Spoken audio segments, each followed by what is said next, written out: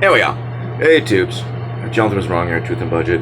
So real quick, kind of relating to my last video, sort of not really, but basically this, it's just, people don't really think, they don't cross-reference information, or really like bounce things off of other things to make sure everything meshes and makes sense, which is something I just do naturally. Does all this information fit in the same box? And there's just things that you just can't reconcile, within modern thinking. And two of those things right off the bat is time travel and ghosts and spirits. Now, with time travel, what people don't think about is, under our current model, the Earth is traveling through space at an immense rate. Spinning, wobbling, everything's expanding. Have you seen the video where the Earth's like struggling to follow the sun that's like flying? It's like the dumbest video ever. I remember back when I was still thought space was real. And I saw that video and I was like, that looks dumb. Like, am I supposed to be impressed? What's with the music? I'm like, is this really what the solar system is supposed to be like? No way. But anyway, so yeah, were you to travel through time, you would have to know exactly where the Earth was going to be.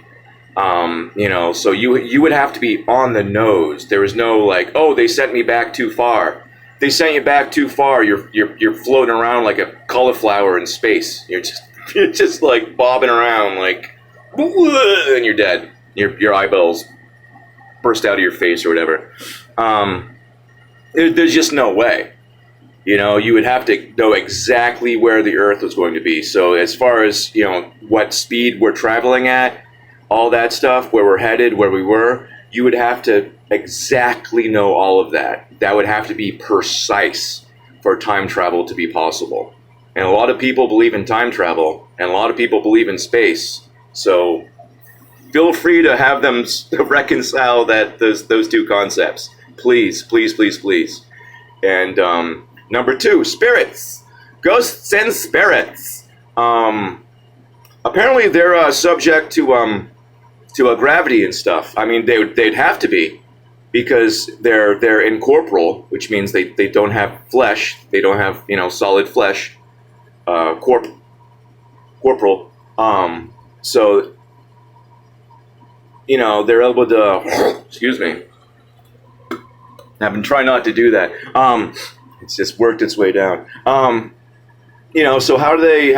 They could float through stuff, right? They could come up through the ground. They could fly around. They could go through walls. Well, what's keeping them from immediately flying out into space at 150 something miles an hour? Well, how does that work? Because the Earth's spinning, we're traveling through space, and they're not subject to physical reality. So wouldn't we leave them behind? Like, wouldn't there be a trail of ghosts from everyone who died, and just like, it's just floating around in space? But I guess they're trapped on the Earth, as it spins and flies through the empty void. But anyway. So anyone who believes in that we live on a rotating ball hurtling through a void, because it totally feels like it. All those Brazilians that have come up, the first thing they say is like, man, I'm getting used to the rotation of the Earth's speed here, getting a little motion sick. It's like, oh, the guy from Ecuador is like, this is nothing, man. Down in Ecuador, we're spinning like 20,000 times faster than you are up here. This is nothing. But super dumb. But anyway, like I said, people just accept things. They don't think about it. They don't bounce other ideas off of other ideas. They just accept everything as like, oh, there's people in charge smarter than me. Why would they lie? Why would anyone lie to you ever? Why has anyone ever lied to you? Ugh. But yeah, blow the minds of your new age friend. That friend that has all the space pictures and then all the other, the astral projection type stuff. Go ahead and ask them how big. Hey, how big's the astral plane? Is it all of space or is it just Earth? Okay, well, how do you navigate it? Why aren't ghosts just flying out into space? Anyway, that's about it. Cognitive dissonance this is just a argument you could have with people that will be completely unable to reconcile these concepts, and I love it.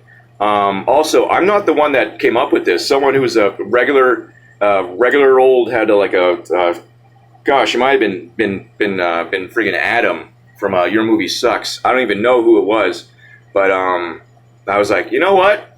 That's brilliant. And that's why I don't watch just Christian truther stuff. Sometimes you get, it's just nice to unwind. But sometimes you do get good sort of ideas, or from someone on the outside. It's like the same thing when like you're trying to figure something out, and then a toddler walks up and asks the most simple question, which everyone was thinking above. They were thinking outside of that. In the kid walks over. It's like, hey, is it plugged in? Is the power switch on? Something like really dumb that no one else, everyone thought passed. But it's you need different input, and sometimes it's useful. But anyway, blah blah blah.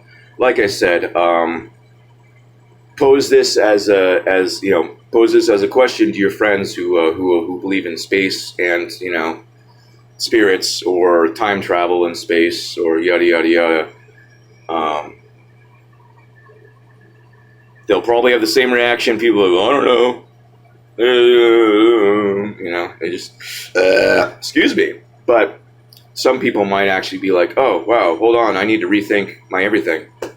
And that would be nice. But anyway, that's about it. I need to get ready for work. Love you guys. Have a beautiful day and God bless you.